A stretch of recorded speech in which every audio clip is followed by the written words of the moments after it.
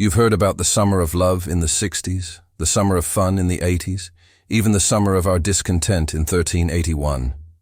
But what about the Red Summer? I'm your host, and this is the Red Summer of 1919. So why was 1919 such a hot summer? Well, for starters, it was an unusually warm one.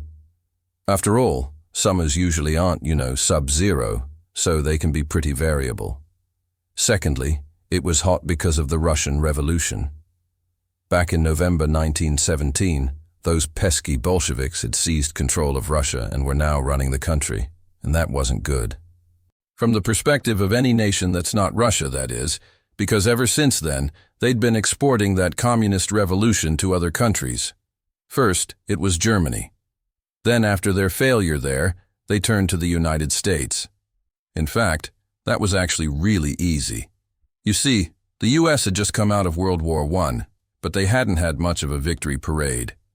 That's because half the population wanted the war to end before it started and thought winning it was overrated.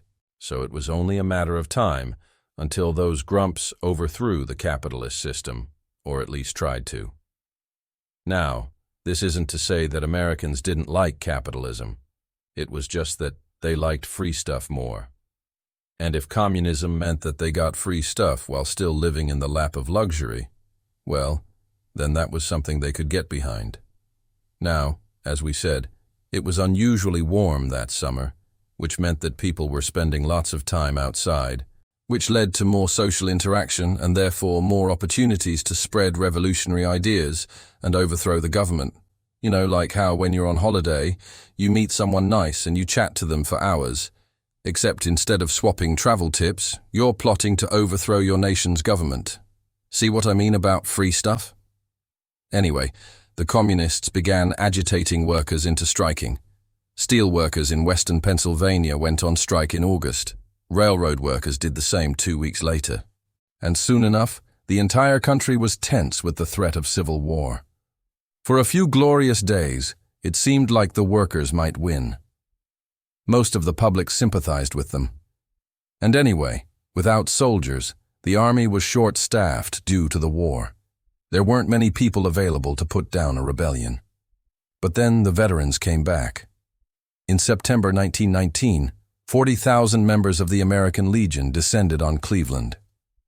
As soon as they arrived, they marched to the nearest jail and freed the striking steel workers. When police tried to stop them, the Legionnaires beat them up. Okay, it was more like 20 baton-wielding veterans beating up a single cop.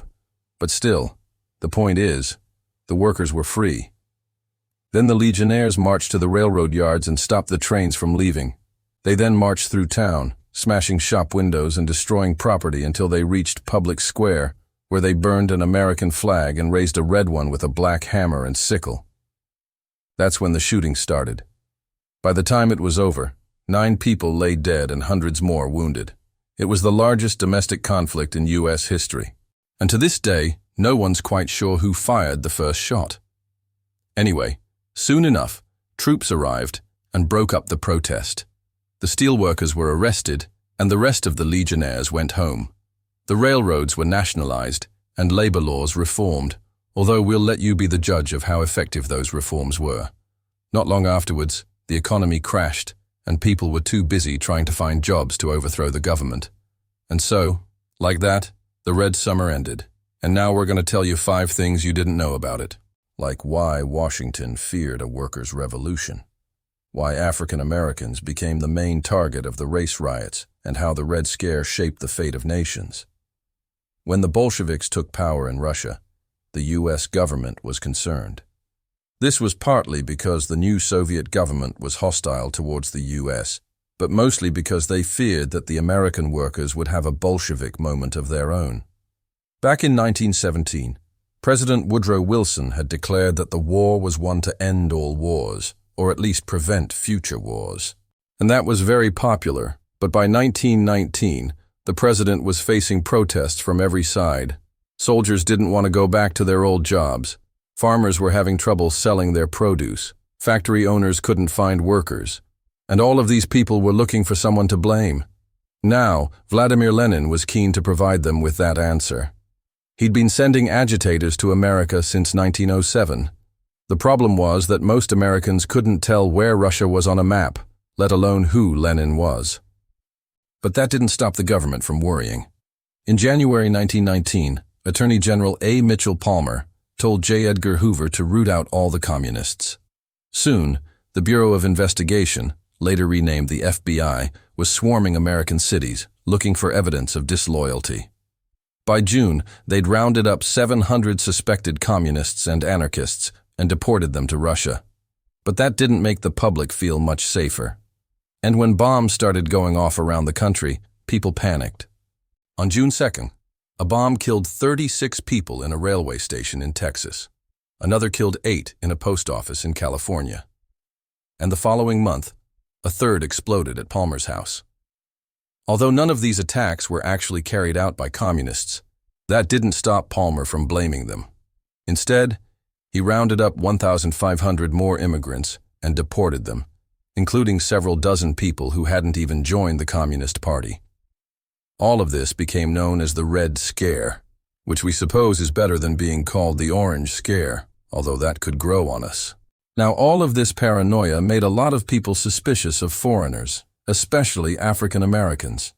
See, in the early 20th century, large numbers of African Americans migrated from the South to industrial cities in the North, attracted by higher wages and a better quality of life. Only they quickly found that factory work was dangerous, poorly paid, and demeaning. And when the economy took a downturn, they were the first to be fired. This made them prime targets for the government's paranoia machine. In July 1919, a white man was assaulted by a black man in Chicago. And when the police failed to arrest the perpetrator, a white mob formed and descended on the black neighborhood of the South Side. They spent 3 days burning buildings, looting shops, and murdering people. When the National Guard arrived, they arrested 100 blacks and released 15 whites. Similar riots erupted across the country, in which dozens of blacks were killed and thousands had to flee their homes. And the worst part is that these riots had nothing to do with the communists. They were just ordinary American citizens taking out their frustrations on the nearest foreigner, kind of like the British in India. But despite all of this, it never quite turned into a full-blown race war. One reason was that the people involved didn't really hate each other. Sure, they were prejudiced, but that doesn't necessarily mean that they wanted to murder everyone of a different color. That's more genocidal. No, they mainly hated the government, and the communists were an easy scapegoat. The other reason was that the Second World War was on the horizon. Nobody wanted to start a race war when there was a real war coming. But if you think that sounds like a lame excuse, well, you'd be right. It was. For example, in 1927, several thousand people rioted in the streets of New York City after a black family moved into a white neighborhood. Things calmed down when the mayor promised to move the family somewhere else.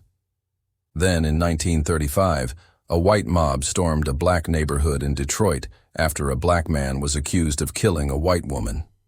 This time, the city deployed the National Guard to keep the peace, and they were needed. But perhaps the best way to understand the Red Summer is to look at what didn't happen. Despite the fears of the government, despite the propaganda of the communists, and despite the racism of ordinary Americans, no major war erupted that summer. Sure, there were some strikes, some race riots, and some bombs exploding, but that was it. And that tells us something important about human nature. Yes, people can be violent and racist and xenophobic, but it takes very little to stop them. If the authorities had shown a bit more competence, if the communists had been less incompetent, and if Americans hadn't been so obsessed with getting rich, then the Red Summer could have turned into the Red October. But as it was, it only lasted 3 months,